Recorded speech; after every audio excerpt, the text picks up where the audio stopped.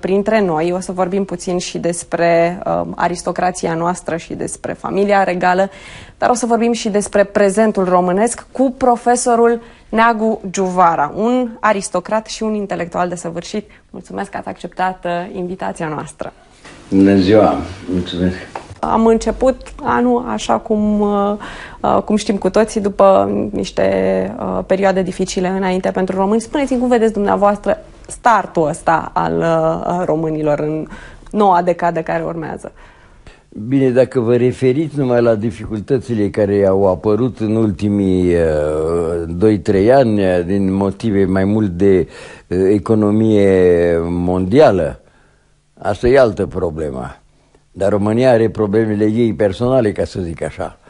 Adică faptul că n-a ieșit încă din perioada de tranziție, adică de trecere de la cei 45 de ani de comunism la o adevărată republică democratică, dimpotrivă, dat fiind mai seamă că poporul ăsta complet debusolat de 45 de ani de împuiere cu idei greșite, l-a ales de 3 ori ca președinte pe Ion Iliescu, în loc să-i facă un proces pentru lucrurile cu totul neclare care s-au întâmplat în decembrie 89. Suntem vinovați și că l-am ales ca popor de 2 ori și pe Traian Băsescu? Nu, asta nu pot să spun, fiindcă din păcate e el mai puțin rău.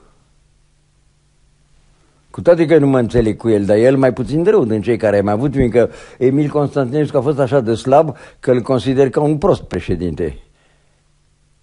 Între 2 președinții ale lui Ion Iliescu.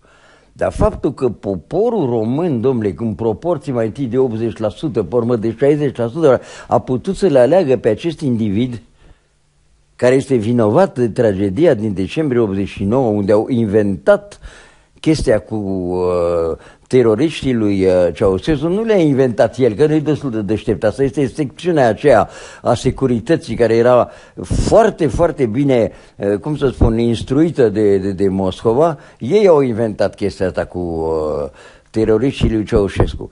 Și 22 de milioane de români de 20 de ani încoace înghit această minciună fără ca să se revolte. Pentru mine este o palmă pentru toată nația. Ca să înghițim această minciună care a costat 1000 de morți numai la București, dom'le, până și Albania a făcut procese celor care sunt criminali de politici. Numai noi nu ne atingem de ei, din diverse tertipuri, din diverse motive, că toți sunt mai mult sau mai puțin vinovați. Dracu știe care este motivul. Și eu sunt supărat pe președintele Băsescu, fiindcă la alegerea lui acum al 2-lea, eram chiar în spatele lui, fiindcă făceam parte din susținătorii lui Crin Antonescu. Ceea ce nu mai sunt acum. Nu s-a început nimic și s-a inventat chestia că nu știu ce, l-au schimbat, i-au luat dosarul lui Voinea ca să-l trimite la alții. S-a înmormântat deocamdată chestiunea. Toată lumea face ca și când, nu trebuie să te atingi de asta până atâta vreme cât trăiește. Și cum are vreo 20 de ani mai puțin ca mine, s-ar putea ca să mai trăiască și el 20 de ani încă de acum înainte. Ce fel de om de stat îl vedeți pe Emil Boc? S-ar putea ca să am acum o părere favorabilă, dar când l-am văzut la început, acum 2-3 ani, când și-a început meseria săracul, dat fiind că fizicește vorbind nu este impunător și că în plus de asta eu, când eram copil, cunoșteam o numărătoare de joc, știți, de Alabala Portocala, care era așa: Alabala Portocala, ce ai mâncat de tai muflat, 7 pite și un pitoi și un găvan cu usturoi. Cioc, boc, treci la loc, ești un mare dobitoc. Asta mi-aduceam aminte în mod prostesc când a apărut Emil Boc ca prim-ministru, îmi revenea mereu în minte acest joc de copii: cioc, boc, treci la loc, ești un mare dobitoc. Dar adevărul este că săracul s-a luptat admirabil, a avut curajul să facă o grămadă de reforme pe care alții înaintea lui n-au avut curajul să le facă. Așa că eu în momentul de față sunt pro-Boc. V-a tăiat pensia, ați avut nefericirea nu mă gândesc asta? la interes personal, vai de mine. Pensia mea de militar, adică de veteran de război, este derizorie. Eu trăiesc acum din văzarea cărților mele, adică am norocul, absolut, e un noroc, fiindcă ai putea să fii un bun istoric și să nu te citească lumea decât peste 50 de ani, în mod musical. Eu am succes de librărie, sunt bestseller cu mai multe cărți. Deci, în momentul de față, eu, pentru prima oară în viața mea, nu mai am, deocamdată, grijă de luna viitoare, știi? Așa că, cum să spun, pensia mea de veteran îmi plătește telefonul și electricitatea, că e de maximum. Vă întreb și despre femeile din politica românească actuală. Le cunoașteți care sunt? Avem o doamnă ministru, Elena Udrea, care a făcut carieră așa în presă. Mai este fiica președintelui, care este europarlamentar la Bruxelles, care de asemenea a făcut carieră în presă. Vreau să vă cer părerea dumneavoastră. Femeile în politica românească.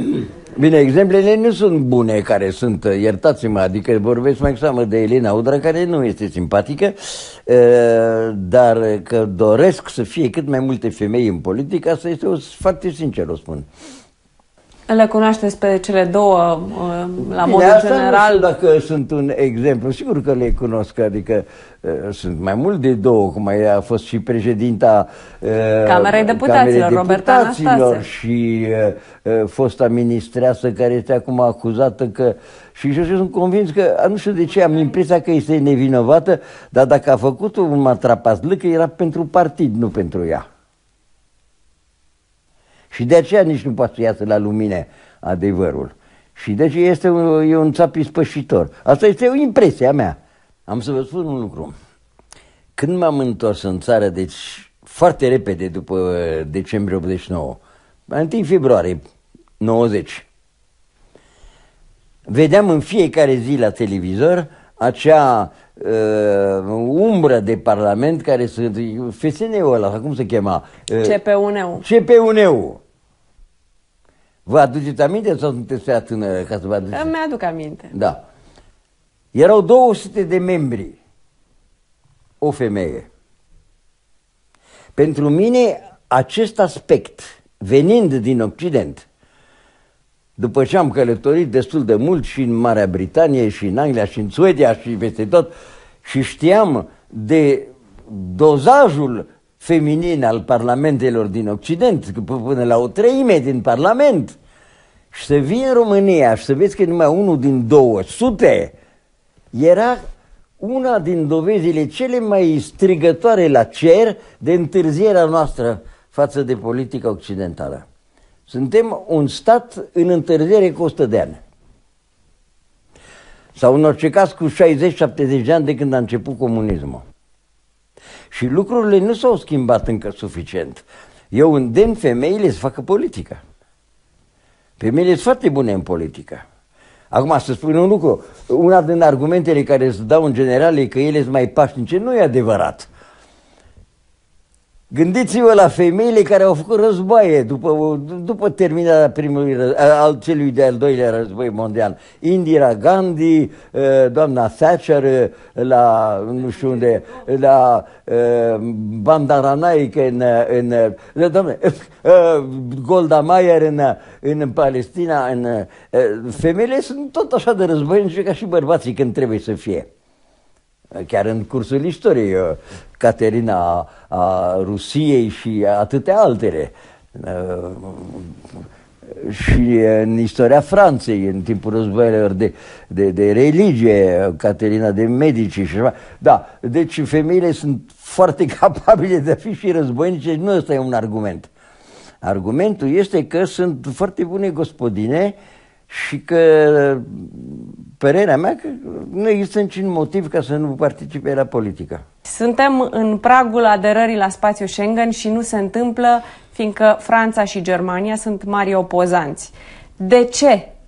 Mie nu mi-a plăcut interviurile recente ale președintelui Băsescu, care a insinuat, și nu m-a insinuat, chiar a spus răspicat că ar fi niște motive comerciale, că ar fi un fel de șantaj al franțuzilor, de pildă, ca să le cumpărăm niște materiale, nu știu ce, la alte prețuri. Sau... Că vor fi și interese materiale la mijloc, este posibil, da. Motivul care îl cred sincer, principalul, este neîncrederea în structura întregii noastre funcționărimi, adică funcționare și la vamă și așa mai departe. Reputația pe care o avem în toată Europa este o reputație de corupție. Și îmi dați voie ca să vă dau exemple personale. Vă rog. Un portret al bunicii mele paterne, Lelia Trandafir Juvara, făcut de Mirea în 1880 și expus la salonul de la Paris. O splendoare de portret, un adevărat Renoir. Era și primul lui portret en pied, adică în picioare, ca să spun așa, bunicii mele, la vârsta de 20 de ani, după ce îl năcuse pe tata. Și portretul era așa de frumos că necunoscutul Mirea a fost primit la salonul de la Paris în 1880 și chiar premiat. Tabloul ăsta a fost, practic vorbind, furat de la unchiul meu, adică i s-a cumpărat zicând că merge la muzeul de la Galați. Dar domnul care s-a prezentat ca director al muzeului de la Galați a fost un hoț care a luat tabloul, n-a sosit niciodată la muzeul de la Galați. Când m-am întors eu, deci asta se petrecea în 68, și unchiul meu, Radu Juvara, a fost ambasador, a murit câteva luni după ce a făcut prostia asta. Au trecut, deci, 20 de ani și mai bine și eu caut portretul în România. Nicăieri nu-l găsesc. Până când aflu că se află la muzeul de la Giurgiu. De ce? Fiindcă posesorii pe nedrept ai acestui tablou au vrut să-l scoată printr-o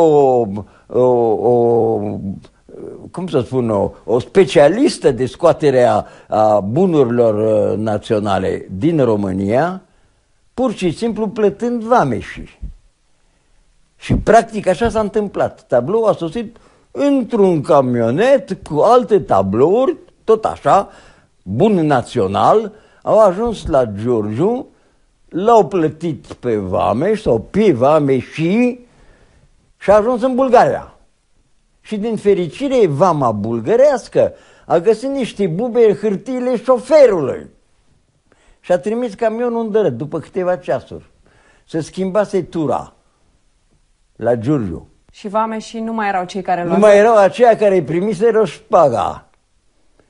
Și vameșii cei noi neplătiți. Ia să vedem ce este în camioneta aia. Și când s-a găsit, când s-a deschis, s-a găsit acest portret de Mirea, bunica mea, bărbat suda, ani de zile după ce divorțase, bunicul meu, Trandafir Juvara, în mare uniformă de diplomat român, după ce fusese ministrul României la Constantinopol în 1900, și alte tablouri. Un tablou al fratelui bunicului, Alexandru Juvara, care a fost un pictor amator, dar foarte bun. Toate astea, prin urmare, v-am dat exemplul că asta e un lucru care s-a întâmplat acum câțiva ani, de curând. Deci se poate ieși de la noi din țară cu șpagă.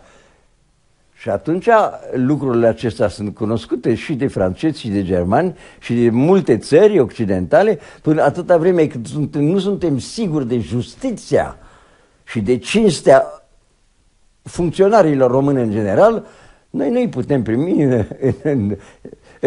Există deci și cauze absolut obiective.